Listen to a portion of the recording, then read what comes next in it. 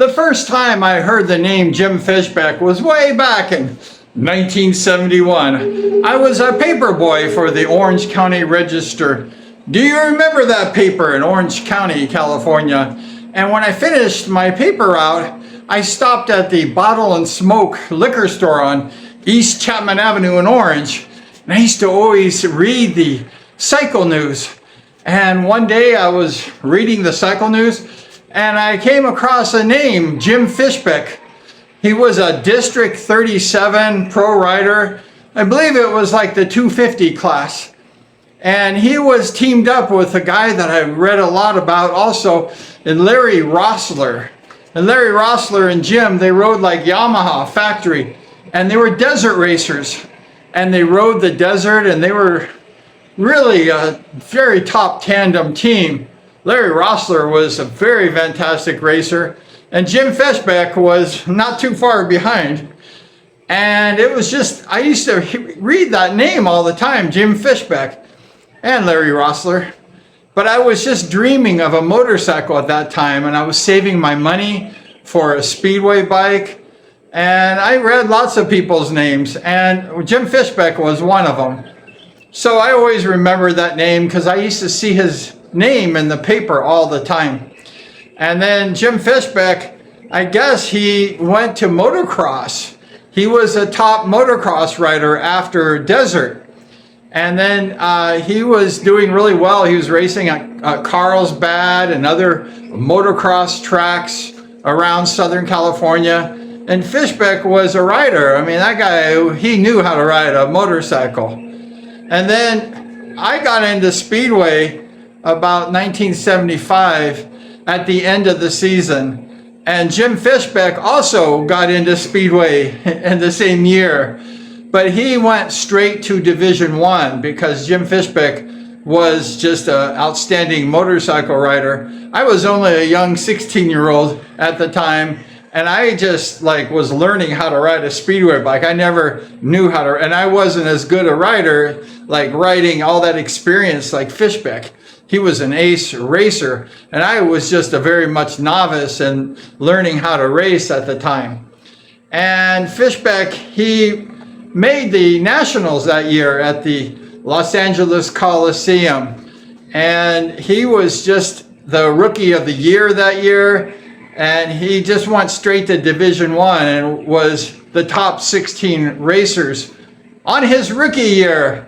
So it was very good. Fishback, he really was a quality racer. And he was kind of a wild rider. And I remember Larry Huffman asked him, why did you come to Speedway from, let's say, the desert, the District 37? And Fishback said, well, it's kind of lonely out there in the desert. There's nothing there except tortoises and snakes.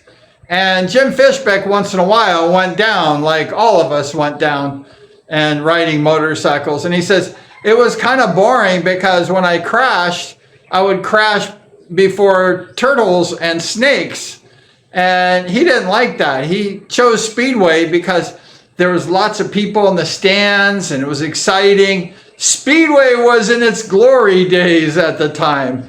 And that was very appealing also for Jim. And he was just a big dude.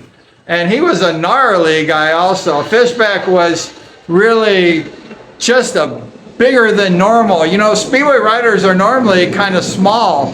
And the Speedway riders are light and fast, but Fishback was big and gnarly. And I remember my first year, I was just a D3 rider and only raced for 2 weeks or let's say 1 month into that end of that season. And Fishback raced the whole year. He did fantastic. And they had this big race at the Los Angeles Coliseum. And Fishback was in, I think it was his second race of the night or something. And I sat with my Bell Helmets jacket. I was very proud to be a Speedway rider and to be watching my future competition right in front of me. And I was on the 4th row on the turn. And I remember Fishback, he was riding this, I think it was his second race. I have the program, I could find out. but he was racing Rick the Rocket Woods, and Rick Woods and Jim Fishback went into this turn together. It was a big track. It was like a huge track, very fast. And they both tangled up, Woods and Fishback. And Fishback went careening with Woods right towards me. And I was just a couple rows up, 4 rows from the wall. And Fishback, he went ahead and he hit the wall and he flew over the wall. And there was this little old lady. She must have been like 80 or 85. She was very thin and very old. And she was like a great-great-grandmother. And she was sitting right in front of me. And Fishback goes flying over the wall. And he lands in this little old lady's lap. And actually, he hit her leg too and broke her leg. And she was screaming like, ah! And it was ear piercing because this little lady was just there at the Speedway. And next thing you know, Jim the Animal Fishback was flying over the wall right in front of me. And he just smashed this old lady. I think she was a little old lady from Pasadena. But the lady was hurt very bad. And I felt so horrible. And I looked down because I was right 1 row behind this lady. And I could pretty much see the nose hairs in Jim's nose. And then he was like startled because he was a little dazed from the crash. And he was laying in this old lady's lap. And he looked up at the lady and said, sorry, lady. Sorry, lady. I was like, sorry for like smashing this lady up. And she had to leave and go to the hospital because she had like 1 or 2 broken legs. She was an old, frail lady. And Jim, the Fishback, was a huge dude and heavy, and the force of the crash, it was insane. And Jim Fishback got back over the wall. He jumped, and his bike was mangled because the front wheel hit the wall. And the guy who was helping Fishback had to like ride the bike on 1 wheel back to the pits. It was far because we were on the opposite side of the pits. And Fishback went back there, and I think he got his spare bike, and he raced again after that wild and crazy crash. And even Larry Huffman, when Fishback was racing into the 80s, he mentioned that race. It was famous, and Fishback may be known for that crash forevermore. And here's Larry Huffman talking about that particular crash. Right, Fishback in the inside of the second row. This guy is tough, ladies and gentlemen. The Animal Jim Fishback. 1975 at Coliseum, he crashed in his heat, was thrown into the stand, took out a seat and broke a woman's leg, got back up seriously, came back out and won the race. Fishback, he's tough, watch it.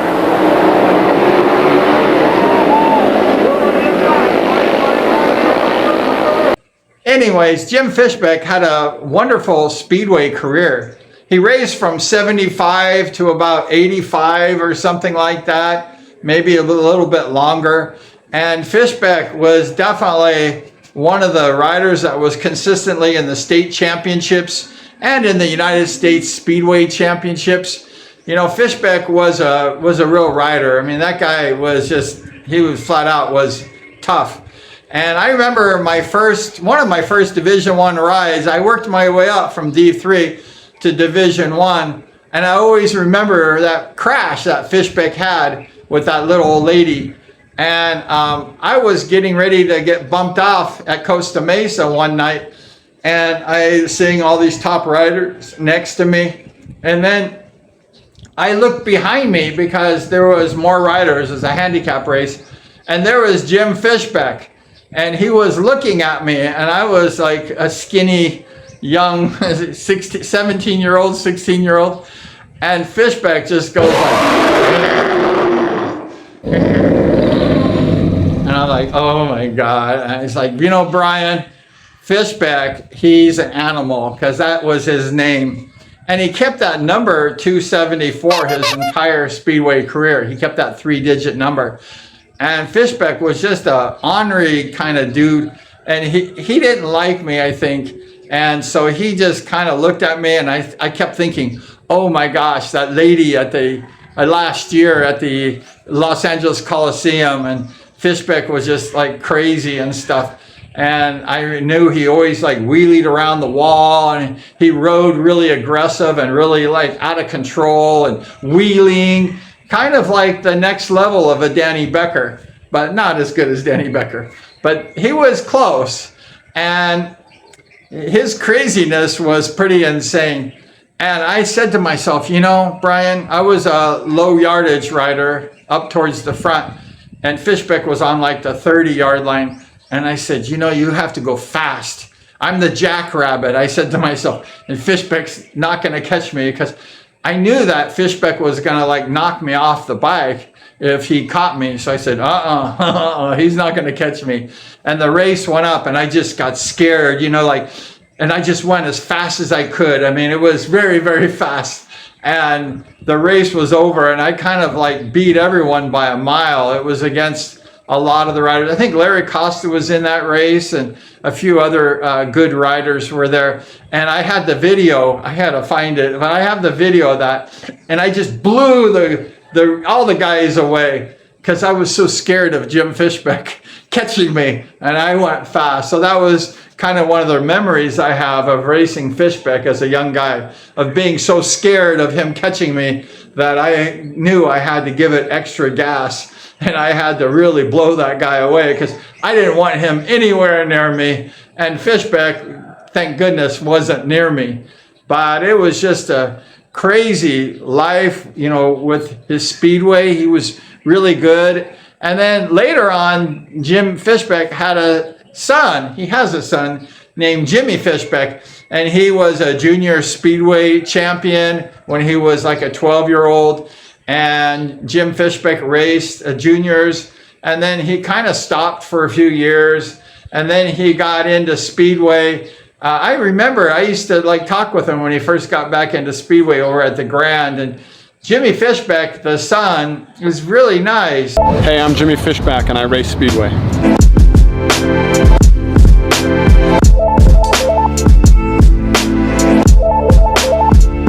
We're down here at Costa Mesa for the second round this year, 2018, for the Harley Night. A couple weeks ago we had the 50-year anniversary Jack Milne Cup. I kind of struggled here for a few years, but I've been off the bike for 5 or 6 years and trying to make a comeback.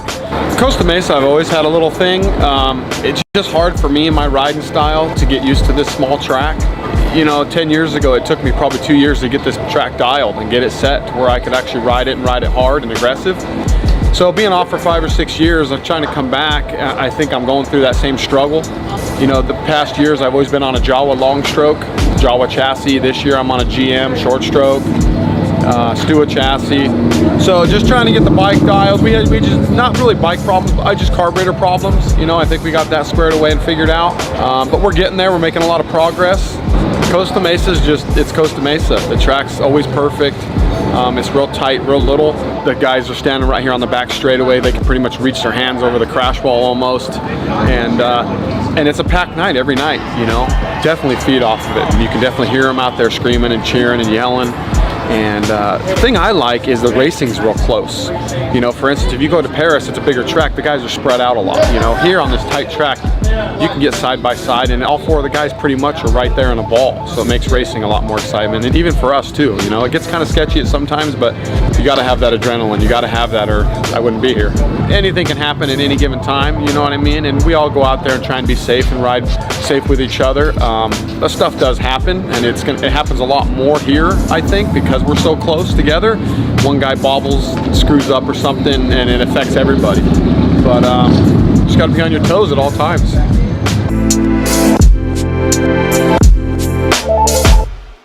And he's a little bit smaller than his papa, Jim, the animal. And they call him the little animal, Jimmy Fishback. And he was a good rider. You know, he just had his papa's genes on a Speedway bike for sure. And Jimmy Fishback was a really like a hard charger, and he was good. And I got a chance to kind of meet him and talk with him, and he was a lot nicer to me than his papa, let me tell you. Jim the Animal Fishback finally retired from Speedway after umpteen years racing, terrorizing people. One night he worked really hard at the IMS, and he transferred to the main. And here's the video of him transferring. And he he knew where that transfer spot was. And Fishback definitely would go for that transfer spot. Fishback trying to go to third. Watch Fishback, the big man. He goes to the inside. Fishback got third.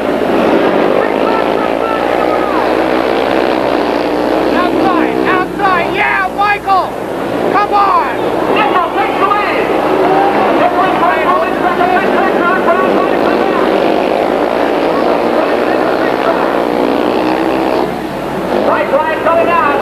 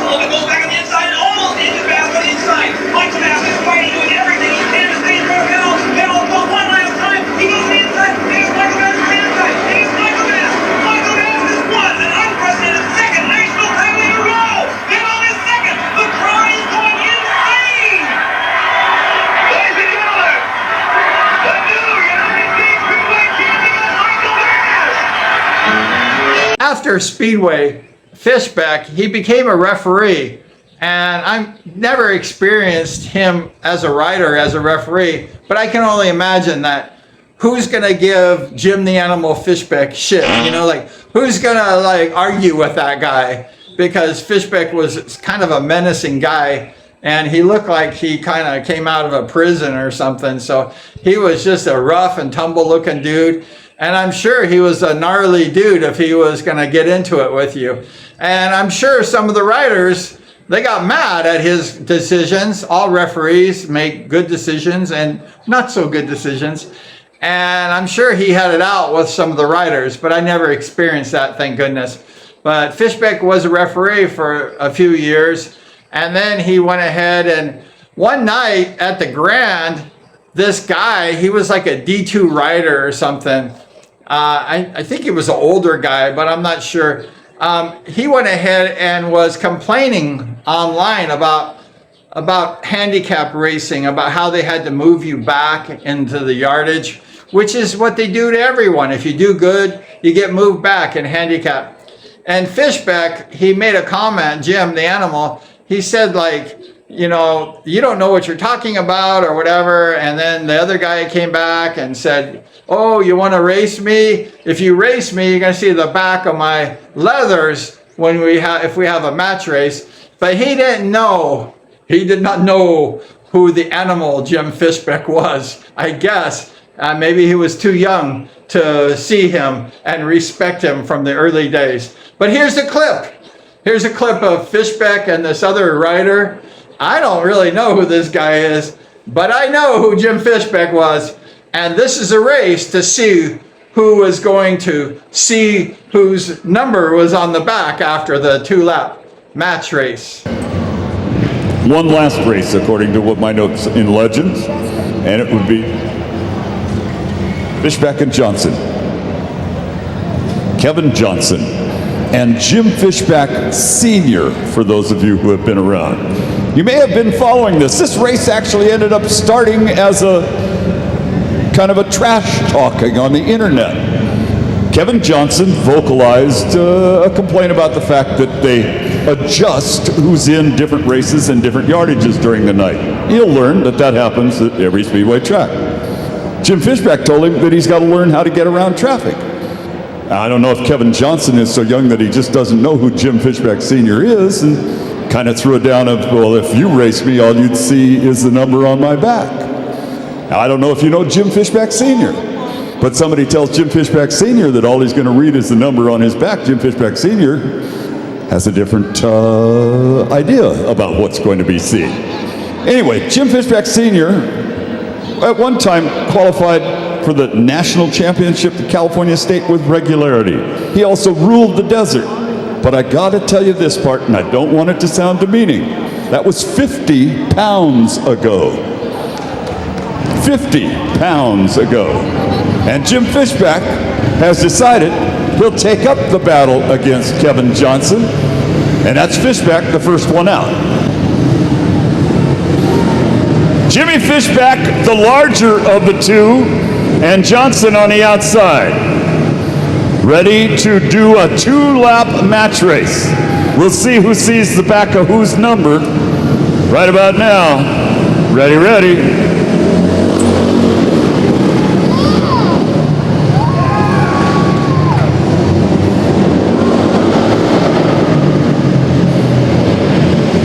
Oh, turn that puppy, Jim.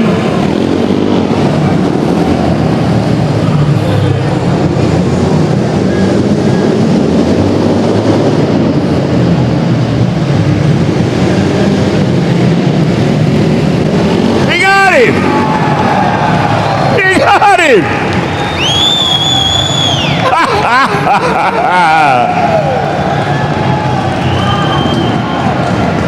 Look out for wily old veterans, you youthful young things coming up.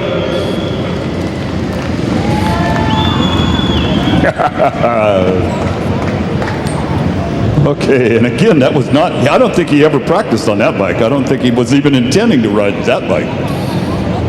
But Jim Fishback was just an amazing rider. He's a good guy. I think he likes me a little bit better now. I talk nice about him because I really respect him. He was a real natural rider.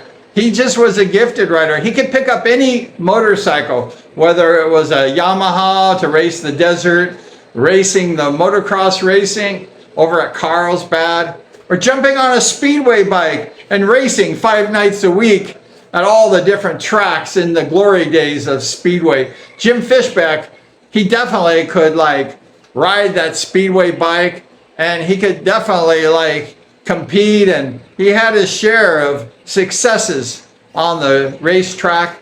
And Jim Fishback eventually retired, and he was kind of pitting and helping his son, Jimmy, the little animal, race.